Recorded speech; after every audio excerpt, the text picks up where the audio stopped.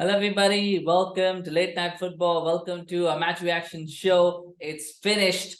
FC Porto 0, Barcelona 1. And as it says in the title, I think it's the referees that have helped Barcelona win this game. Because and let's start off right with that. Because whose idea was it? I know these things are done probably much further in advance, but really did nobody ever wonder to think that it's Barcelona, a side that is having all these issues with referee corruption and scandals and bribery things. Don't know whether it's true or not, but that's going on. You've got an English referees in this game who have had an absolute stinker of a weekend in the Premier League, where there's been so many controversies, so many talk about competencies of the refs.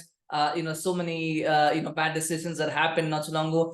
Did no one ever bother to think that these two together might be an issue to have a team that is notorious for that is at the moment in the spotlight for refereeing scandals, and a country that produces referees that are famous for refereeing scandals? I mean, it's just like a perfect storm of things, isn't it? And I think Porto unfortunately were the recipients or the victims of that. I think you've got to look at the two penalty decisions. For me, the first one, I think it's a clear penalty. I do see why VAR didn't overturn it, because I think if the referee doesn't give it, it's possible that VAR oftentimes you see VAR, those kind of decisions, VAR doesn't intervene, right? They go, oh, okay, that's not a penalty. That happens quite often, and I can see that. But that should have been given a penalty by Anthony Taylor in the first place. That shouldn't be. I'm fine with VAR not overturning it. I'm fine with it. I think that's okay, because it is not necessarily, it's not the most obvious of errors. Right? It should be a penalty, but I've seen VAR not overturn those decisions. If it was a penalty, VAR wouldn't say, no, don't go have a look. They wouldn't say that. So, the fact that's what it is. So it wasn't that it's not a penalty, it was that it's a referee. You could call it umpire's call or whatever. If you're a cricket fan, you know what I mean. But I think it's one of those. But it should have been a penalty. It should have been a penalty. It should have been given by Anthony Taylor, and he didn't give it. And that is the wrong decision. The second penalty, I don't know what's going on anywhere, because for one, when I first saw the replay, I thought Eustachio might have handled it. I thought he might have handled it. Not from here. I thought maybe the ball brushed his arm as it went across. So I was like, okay, maybe it might be that. But I looked at the second angle. I'm like, there's no way this is handball. It has not taken his arm at all. Like it's taken his chest, and whichever side it is, I'm not sure. But it's taken his chest and it's gone out. Just because his arm is up, right? It makes it appear like it's going in this area, but actually it's here, right? It didn't take his hand. It didn't touch his arm. Right, and anybody who's saying, I mean, maybe I need new glasses, but I from what I could tell, I didn't think it was handball from Eustachio. It was clear handball from Cancelo, because Cancelo is moving his arm towards the ball. Now maybe he's not intending it. Maybe that happens. Right, sometimes you try to get it from here, but it took his arm. It's a handball. Intent doesn't matter in this case. The fact what he was intending to do doesn't matter. He's moved his arm in a unnatural position, and it's taken it's taken there,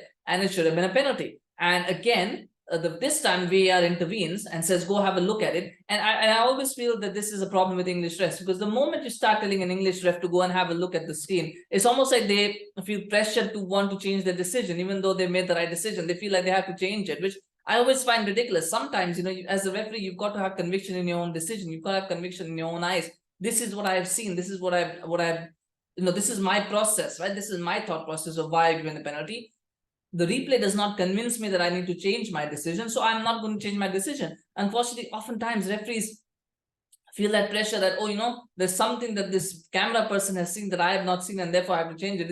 It's just ridiculous, and it's just annoying. And I think Porto have every right to feel aggrieved with that. And I think that there were two clear-cut penalties that were denied, which might have changed the course of the game. We don't know. I think at the end of the day, Barcelona have been very, very lucky to get away with a 1-0 win. But having said all of that, let's talk about the game itself, or the things on the field. The fact is, Porto also got themselves to blame. There's so many clear-cut opportunities, so many chances. And Pepe had a very good chance where he should have shot. Instead, Kounde takes the ball off of him. There was a chance for in the first. Taremi had a chance where he should have scored. The one time Taremi did put the ball in the back of the net, it was called offside correctly. So that's not a controversial decision. But he had a chance as well, which he puts wide. I think there was another chance for. I'm not sure who it was, but I think there was another shot in the first half as well. They should have taken the chance, and he just kind of screws it wide. So many opportunities, so many promising positions as well that didn't result in shots, but so many good positions that they took up, and for some reason just couldn't make that final pass, just couldn't make that final shot, or the shot was too tame and it was just straight at the Stegen. It's just you can't do that at this level. At this level, against a team like Barcelona, who are still a very good team, you can't keep affording to spurn chances and expect to get away with it. And that's what happened in the first half. As you know, Porto probably were tiring a little bit. Maybe the focus, the concentration was not so much.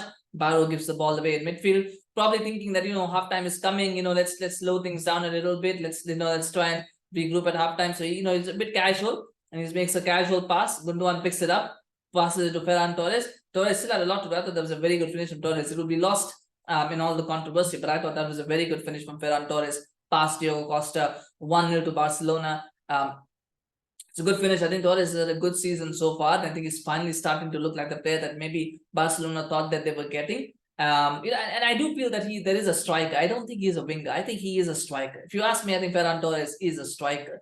He should be playing as a striker. That's his best position, I feel. Unfortunately, he's got Lewandowski ahead of him, but that should not be the issue. I think he should always be playing as a striker, not as a winger, because I think as a winger, he's not necessarily the quickest. And at times he's a little bit selfish. He's not the most creative. So when you play him as a winger, you almost lose that little bit of creativity that you would otherwise get from a Yamal, or you would get it from some other players in the side, like Rafinha, who's anyway injured right now. But when you play those players, you get more creativity. You don't get that from Ferran Torres. He can do a job there, but I think his best position is as a striker. And of course, Pablo Gavi got himself sent off in the second half towards the end of the game. I think that was one of those fouls where it's like, it's 1-0. There's only 4 minutes left. Even if I get, I've got to stop him from scoring a goal here. Even if I get sent off, it's not a problem because there's only 4 minutes to see out or whatever. So I think it was a tactical yellow card to take. And knowing that he was going to get sent off, I think that's fine. I think he's probably looking at it from the time perspective as well. That is a time when you do take a second yellow card, to avoid, a goal being scored. You do that. Not what Casemiro did in the game against Galatasaray when he took the second yellow card, but that in this case it was not necessarily a smart one, but I would say it's an acceptable second yellow card to take, because you only got 4 minutes to see out, and you generally should be able to do that. But you could say a little bit as well that maybe he could have been maybe he didn't need to take it, maybe there was still more to run. I don't know. But obviously, Gavi felt like he could afford. I mean, if there was a time to take a second yellow card, that was probably a good time to take if there was a good time to take a second yellow card, that probably would be it. But it's too late in the day for Porto to take advantage of it. And I do feel that Porto will be very, very disappointed coming out of this game for two reasons. Number one, the referee decisions that went against him, as well as their own inability to finish chances and make more of the presentable opportunities that were there. And that is a concern for Barcelona, because they're not going to get away with this kind of thing against better teams, and they will play better teams in Porto, in the Champions League, in La Liga. And this is a problem. This is a recurring problem that has been going on since the start of the season, where Barcelona have been very sloppy in defense. Last season's title win was based on their good defense. It was built on their good defense, and they still produced good individual moments. I mean, Araujo did, had some good moments today. I thought Kounde, of course, with that tackle that he made, had a very, had a good moment as well. So they are individual, and even Cancelo, I think there was some good moments from him as well. So individually, they're producing good moments, but just as a collective, I feel that they're lacking something. Maybe it's the fact that Romeu doesn't offer the kind of protection that Busquets does. It could be that. It could be that they're missing Pedri to control that midfield, and therefore, Gundogan is not really a controlling midfielder like Pedri is, and so maybe they lose that control in midfield, and therefore the defense is getting more exposed.